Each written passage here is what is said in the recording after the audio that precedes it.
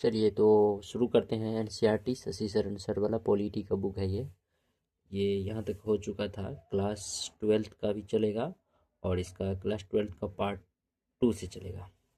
ठीक है, आप लोग पेज नंबर देख सकते हैं, यहाँ 16 से स्टार्ट हो रहा है। तो अगला क्वेश्चन है क्या, विकास के संदर्भ में आधुनिक होने का अर्थ क्या होता है। तो उसका होता है कि विकास जो होता है ना, विकास का अर्थ पश्चिमी औद्योगिक देशों की तरह होना चाहिए। विकास का अर्थ कहता है, आज भी एक अर्थ में हम इस बात का लक्ष्य कर सकते हैं कि विकास का अर्थ ज़्यादा से ज़्यादा आधुनिक होना, और आधुनिक होने का अर्थ था कि पश्चिमी औद्योगिकी देशों के तरह होना। तो आप लोग एक क्रम में देख सकते हैं कि जैसे कह रहा है ना, ये वेस्टर्न थिंकर को, वेस्टर्न को अपनाने की कोशिश कर रही है।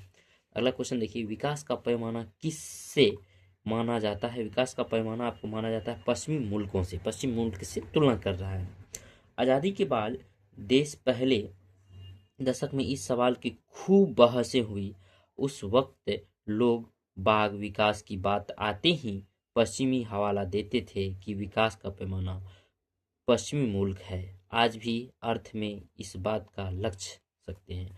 आधुनिक आधुनिक की निम्नलिखित में से किस पर्यायवाची को माना जाता है। आधुनिकीकरण का पर्यायवाची किसको माना जाता है, तो सबको माना जाता है। समृद्धि को माना जाता है, भौतिक प्रगति को माना जाता है, वैज्ञानिक तुर्कबंद को माना जाता है, उपयुक्त सभी को माना जाता है। तो देखिए एक्सप्लेनेशन पढ़ते हैं।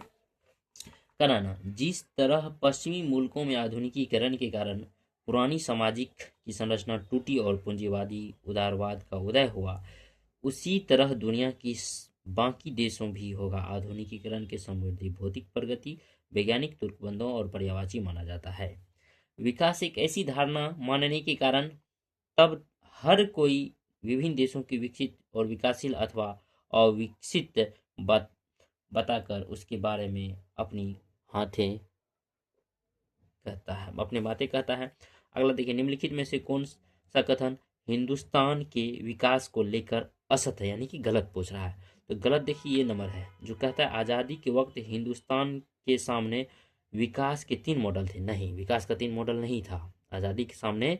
मतलब कि विकास का जो मॉडल था, 2 मॉडल था। ठीक है, पहला देखिए उदारवादी पूंजीवादी मॉडल था, जो मतलब जिसे यूरोप के अधिकारी हिस्सों और संयुक्त राज्य अमेरिका का ही मॉडल अपनाया गया। ये बात बिल्कुल सही है। दूसरा मॉडल देखिए समाजवादी, जिसे कि सोवियत संघ को माना जाता है। जानते हैं कि आप यूएसएसआर जो हुआ करता था उसका एक तरफ से पूंजीवादी और एक तरफ से समाजवादी, पूरा 2 खामा में बटा हुआ था। तो अगला क्वेश्चन देखते हैं यहाँ पे। आज़ादी के वक्त हिंदुस्तान बहुत से लोगों की विकास के सोवियत मॉडल से गहरे तौर पर प्रभावित थे। सही बात है, बहुत सारा मदद भी किया है रूस, जैसे अपना लोग जानते भी है। आज़ादी के वक्त हिंदुस्तान के सामने विकास के 2 मॉडल थे। पहला उदारवादी पूंजीवादी मॉडल था और दूसरा जो है अधिकतर हिस्सों में संयुक्त राज्य अमेरिका के यह मॉडल अपनाया गया, जो कि दूसरे समाजवादी मॉडल था। इसे कि सोवियत संघ ने अपनाया था।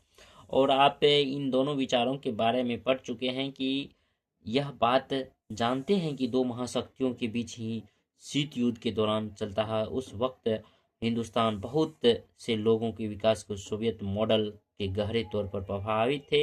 ऐसे लोगों को भारतीय कम्युनिस्ट पार्टी की नहीं बल्कि सोशलिस्ट पार्टी के खुद कांग्रेस नेहरू तक शामिल थे।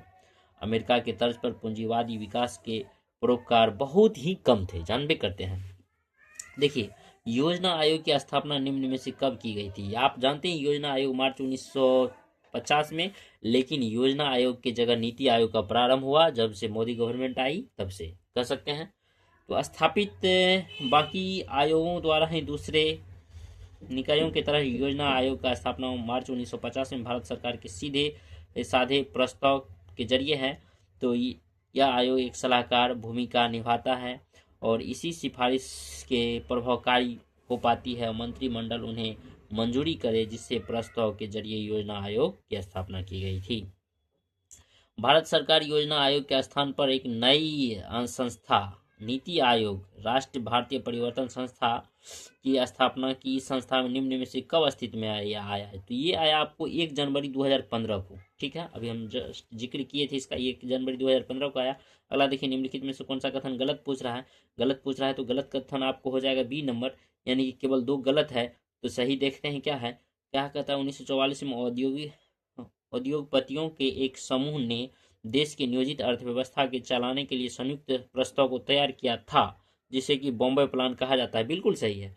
अगला देखिए, ये गलत है। क्या कहता है, भारत के आज़ाद होते ही योजना आयोग अस्तित्व में आया था। नहीं बाबा, 1950 में आया था योजना आयोग, ठीक ना, मार्च 1950 में, जिसके तहत ही अध्यक्ष वित्त मंत्री थे। तो ये देखिए, 1944 में उद्योग के तबाह को एकजुट बहुत बड़ा ही समूह देश की नियोजित अर्थव्यवस्था को चलाने के लिए संयुक्त प्रस्ताव को तैयार किया गया था।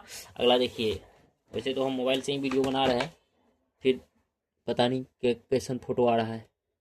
अगला देखिए, इसे बॉम्बे प्लान कहा जाता है। बॉम्बे प्लान की मानसा की सरकार की औद्योगिक की और इससे आर्थिक निवेश के क्षेत्रों में बड़े कदम उठाए। इस तरह दक्षिण पंथियों की वामपंथ उस व्यक्त सभी चाहते थे कि देश की नियोजित अर्थव्यवस्था के राह पर चले। भारत के आज़ाद होते ही योजना आयोग अस्तित्व में आया। प्रधानमंत्री इसके अध्यक्ष बने थे और भारत अपने विकास के लिए कौन सा रास्ता रणनीति अपनाए कि यह फैसला करने में संस्था ने केंद्रीय और प्रभावशाली भूमिका निभाई। अगला क्वेश्चन देखिए, भारत में पंचवर्षीय योजना का विकास विकल्प किस देश से अपनाया गया? तो यह आप लोग खुद ब खुद जानते हैं, पंचवर्षीय योजना अपना रूस से लिया गया है, जो कि सोवियत संघ बोलते हैं।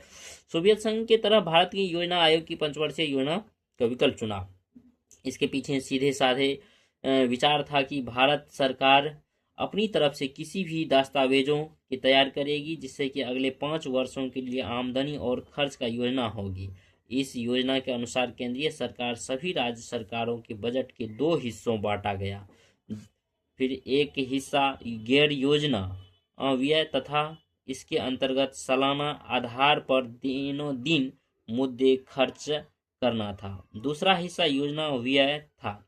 योजना के तहत की गई प्राथमिकता को ध्यान में रखते हुए इसे 5 वर्षों की अवधि की खर्च करनी चाहिए। पंचवर्षीय योजना पर अमल करने का फायदा यह था कि सरकार के सामने अर्थव्यवस्था की एक बड़ी तस्वीर होती थी और यह अर्थव्यवस्था की लंबी अवधि का हस्तक्षेप कर सकती थी। प्रथम पंचवर्षीय योजना का मुख्य उद्देश्य निम्न में से क्या था? इसका था कि गरीब देशों को बाहर निकालना। प्रथम पंचवर्षीय योजना 1951 से 56 में की कोशिश देश के गरीबों को मकर जाल से निकालने थी और योजना तैयार करने में जुटे विशेषज्ञों के नए राज थे।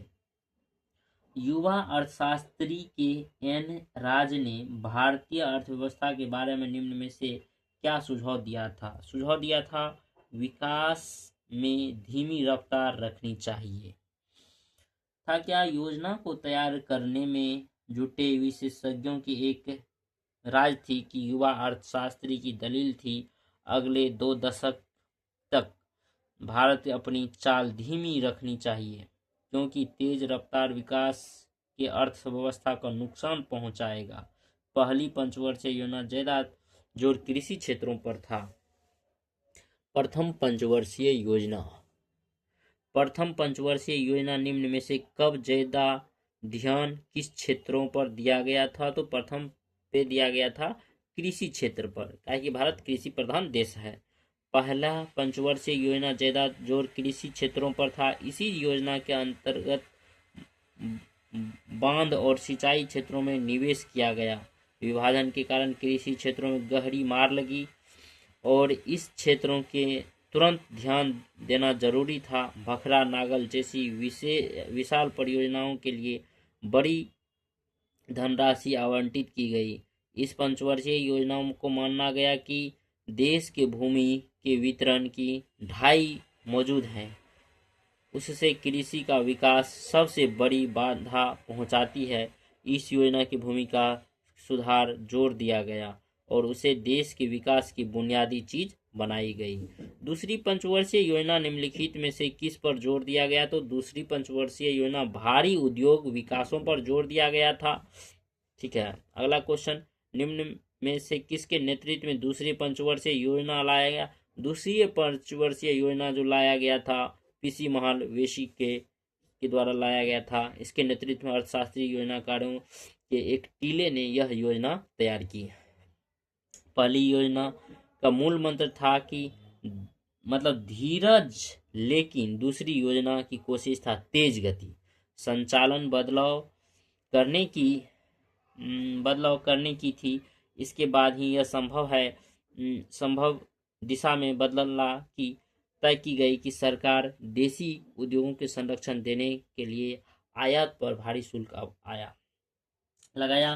दूसरी पंचवर्षीय योजना के दौरान किस उद्योग को सार्वजनिक क्षेत्रों में विकसित किया गया? तो ये क्या था? बिजली, रेलवे, मशीनीकरण, संचार, इस सब पे क्या है? दूसरी पंचवर्षीय योजना संरक्षण की नीति से निजी सार्वजनिक क्षेत्रों उद्योगों को आगे बढ़ाने में मदद मिली। चूंकि इस अवधि में बचत और निवेश दोनों ही बढ़ रहे थे, इसीलिए बिजली, रेलवे, इस्पात, मशीनीकरण हो कि संचार जैसे उद्योगों को सार्वजनिक क्षेत्रों में विकसित किया जा सकता था। दरअसल औद्योगिकरण के लिए जोर भारतीय अर्थव्यवस्थाओं को विकास का एक नया आयाम दिया गया था। ठीक है, अब इस तरह आते हैं। कहता है भारतीय सांख्यिकी स्थापना 1931 के संस्थापक निम्नलिखित में से कौन था? ये आपको था P.C. महालनोबिस। देखिए, इसका जन्म हुआ था, P.C. महालनोबिस का जन्म हुआ था 1893 में, मर गए ये 1972 में। अंतर्राष्ट्रीय स्तर पर विख्यात वैज्ञानिक और संख्याविद भारतीय सांख्यिकी स्थान है। 1931 में ये संस्थागत दूसरी पंचवर्षीय योजना लाकर तीव्रता औद्योगिकरण के सार्वजनिक क्षेत्रों में सक्रिय भूमिका का समर्थन किया। अब कहता है इकोनॉमी ऑफ परमानेंस नामक पुस्तक का लेख निम्नलिखित में से कौन थे? ये लिखा है, ये क्या नाम है? जेसी कुमारप्पा का जन्म 1892 में हुआ था और 1960 में एक्सपायर कर गए। असली नाम था जेसी कर्नेलियस, अर्थशास्त्री एवं चार्टर्ड अकाउंटेंट। इंग्लैंड के अमेरिका के शिक्षा महात्मा गांधी के अन्यायी और गांधी आर्थिक नीतियों में लागू करने के लिए कोशिश की। इकोनॉमिक ऑफ परमानेंस ऑफ लेखक योजना आयोग के सदस्य के रूप में योजना प्रक्रिया का हिस्सेदारी है। अब कहता है कब से कब के बीच सरकार के नव लोकतांत्रिक पहल नाम से अभियान चलाया गया था? ये चलाया गया 1987 से 1991 तक। ठीक है, रुकते हैं यहाँ पे वीडियो को।